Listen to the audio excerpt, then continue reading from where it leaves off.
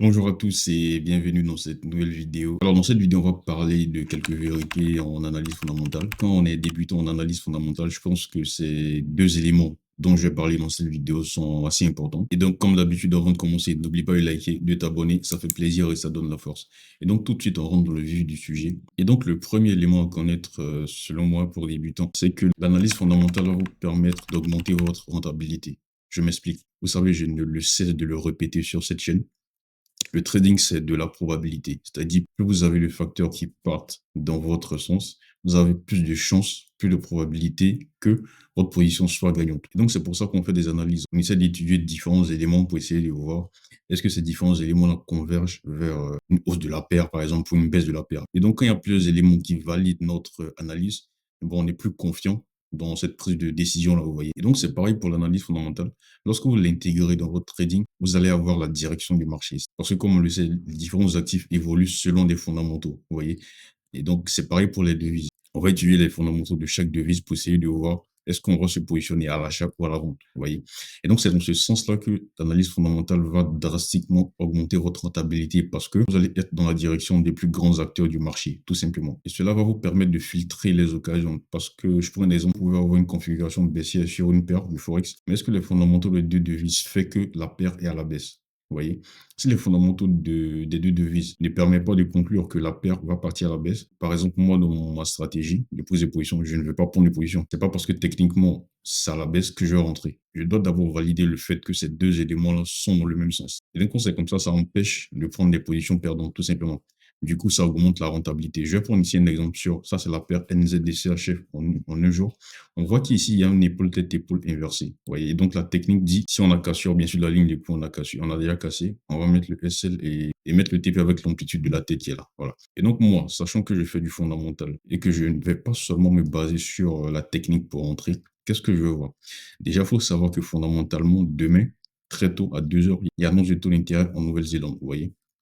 Globalement, les acteurs du marché s'attendent, je vais vous montrer ça ici. Voilà.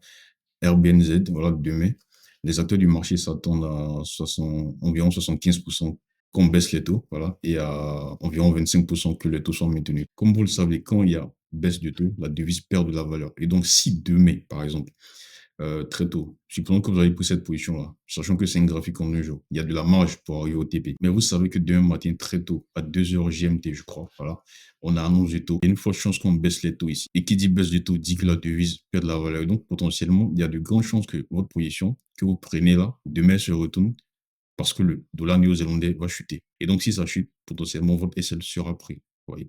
Et donc, vous voyez qu'une simple petite analyse fondamentale, simple, peut nous permettre de nous épargner de cette potentielle perte-là qu'on aurait pris. Je ne dis pas que c'est ce qui va se passer, mais en analysant simplement les choses, est-ce que c'est mieux de rentrer maintenant ou d'attendre que ces taux-là sortent? Et donc, ici, je vous ai montré sur quoi le marché s'attend, mais en réalité, bon, on ne va pas entrer dans les détails. Je ferai une autre vidéo détaillée sur le dollar néo-zélandais, mais en réalité, c'est plus partagé que ça. Voilà. Les acteurs s'attendent à 50%, c'est plus 50%, 50%. À 50%, il y a des acteurs qui pensent que les taux seront baissés. À 50%, il y a des acteurs qui pensent que les taux seront maintenus. Vous voyez? Et donc, c'est plus du 50%, 50%. Et donc, il y a de grandes chances que demain, il y ait une forte volatilité. Parce que c'est assez partagé quand même, vous voyez. Si on baisse les taux, ça va surprendre les 50% environ qui pensent que les taux seront maintenus. Et donc, on sait comme ça.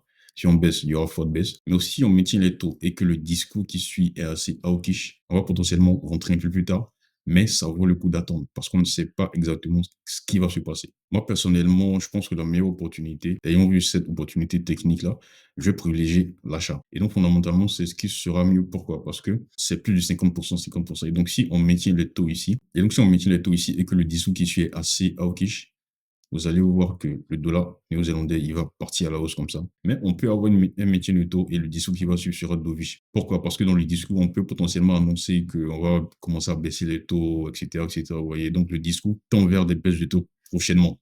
Donc, quand c'est comme ça, vous allez voir que le dollar néo-zélandais va partir à la baisse. Et de même pour les baisses de taux. On peut avoir une baisse de taux, mais qui est assez hawkish. Vous voyez? Et vous allez voir que la réaction du dollar néo-zélandais sera assez mitigée. Et encore, pourquoi est-ce que je dis que ça sera mieux? La meilleure opportunité sera si on maintient les taux et que le discours est assez hawkish. Parce qu'ici, ça, ce sont les données du 6. Ça, ce sont les positions des plus gros acteurs du marché. Vous voyez que le dollar néo-zélandais, vous voyez que le dollar néo-zélandais, c'est la deuxième devise la plus vendue ici. Et donc, il y a de la marge pour augmenter.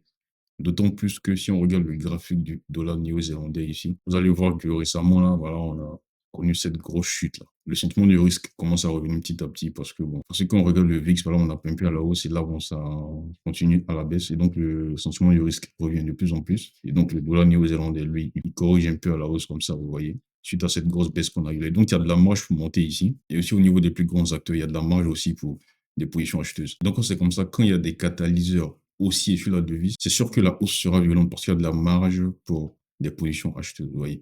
Et donc, c'est pour ça que moi, je dis que la meilleure opportunité sera qu'on maintienne les taux, vous voyez, et que le discours qui suit est assez hawkish. Dans ce cas-là, cette opportunité-là sera assez bonne, vous voyez. Fondamental et technique vont dans le même sens. Et donc, ça, c'est la première vérité que je voulais détailler. Le fondamental va vous permettre de filtrer les opportunités, d'augmenter vos rentabilités, parce que vous serez dans le sens du marché. Et aussi, le fondamental, parfois, peut vous permettre de rentrer un peu plus tôt. Vous voyez cette épaule-là.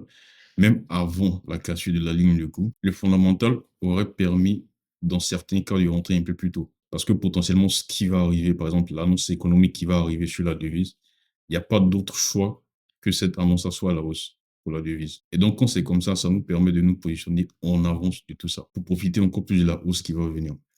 Et donc, c'est dans les deux sens. Souvent, le fondamental va vous permettre de nous positionner en avance, avant tout le monde, voilà. Même ceux qui attendent des confirmations techniques. Et aussi, dans l'autre sens, ça va nous permettre de monter un peu plus tard, mais de confirmer nos analyses. Vous voyez. Et donc, quand c'est comme ça, la rentabilité augmente naturellement. Et la deuxième vérité que je voulais partager en analyse fondamentale quand on débute, c'est que souvent, on va suranalyser et on va se perdre. Vous voyez, parce qu'il y a plusieurs informations et tout. Souvent, on ne va pas être dans le bon sens. C'est-à-dire que globalement, le marché peut être focus sur un autre objectif. C'est-à-dire qu'on regarde quelque part d'autre.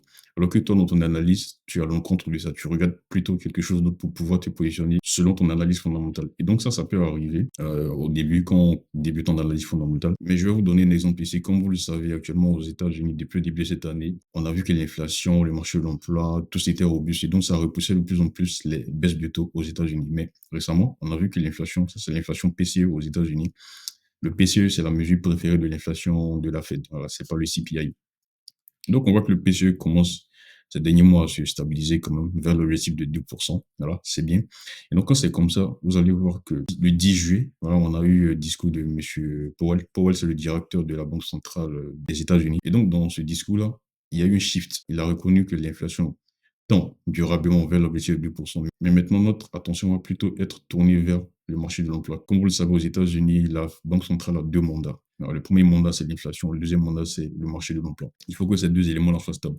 Puisque l'inflation se stabilise de plus en plus vers son objectif. Et donc, maintenant, la plus grande attention sera tournée vers le marché de l'emploi. Vous voyez. Et donc, dans ce discours-là, on a eu un shift. Par exemple, dans cette phrase-là, il a dit que la Banque centrale va maintenant porter attention au marché de l'emploi. Voilà, au travail, au marché de l'emploi, comparé à avant où le focus était sur les risques d'inflation. Vous voyez, c'est ce que cette phrase-là aussi dit. Voilà, il dit que on va finir d'atteindre notre objectif sur l'inflation, tout en gardant un marché de l'emploi fort. Parce que les chiffres qui ont précédé ce discours-là, on a noté que le marché de l'emploi commençait à se dégrader. Vous voyez, il y avait quand même des craintes qui commençaient à... On craignait que le marché de l'emploi commence à se dégrader plus que ce qui était prévu et tout, vous voyez. Et donc, dans ce discours-là, on a vu qu'il y avait un shift. Et donc, si toi, dans ton analyse fondamentale sur le dollar, tu ne suis pas ce que la Banque centrale fait, tu es plutôt sur autre chose, par exemple, tu es toujours focus sur l'inflation et tout, tu vois que tu te trompes et tu peux te faire piéger parce qu'il y a des chiffres d'emploi qui vont sortir. Pour toi, ils ne doivent pas être ou ils ne seront pas importants pour le dollar, alors que tu as une position sur le dollar. Et donc, ces chiffres d'emploi vont sortir, aller dans le sens opposé de ton analyse, tu vas te prendre un SL parce que tu n'es pas au courant que actuellement le marché est plutôt focus sur l'emploi aux États-Unis. Oui, et donc tous les chiffres d'emploi qui vont sortir seront très très très importants. Et donc souvent on peut s'égarer comme ça aussi en fondamental. C'est pour ça que c'est un travail de tous les jours. Il faut savoir ce qui compte, où chercher les bonnes informations. Et donc c'est ce que j'essaie d'apporter sur cette chaîne. Et donc il avait raison parce que quelques temps après ce discours du 10 juillet, là, on a vu que les chiffres d'emploi doutent, tout ce qui est NFP et tout. Voilà, je vais vous mettre ça. On a vu que c'est sorti très, très, très dans le rouge. C'était très négatif. Ça confirmait son discours qu'il a tenu en juillet. Vous voyez. Et donc, on sait comme ça, puisque le marché de l'emploi est maintenant focus sur l'emploi. Voilà. Ça, c'était le 2 août. Le 2 août, je passe en bougie. Voilà, en bougie japonaise. Si vous voyez que les chiffres d'emploi qui sont sortis étaient très, très négatifs ici. Que ce soit NFP, taux de chômage, salaire. Donc, le dollar, il est parti massivement à la baisse comme ça. Et donc, ça, c'était la deuxième vérité que je voulais partager avec vous. Soit on fait de la suranalyse, on ne se concentre pas sur ce qui compte vraiment. Et souvent, on peut faire fausse route, tout simplement. C'est-à-dire qu'on ne suit pas avec attention ce que le marché fait. Enfin, qu'est-ce que le marché suivait actuellement. Et donc, j'espère que cette vidéo est assez claire. S'il y a des questions, laisse-les en commentaire. N'oublie pas de liker, de t'abonner et on se dit à très bientôt.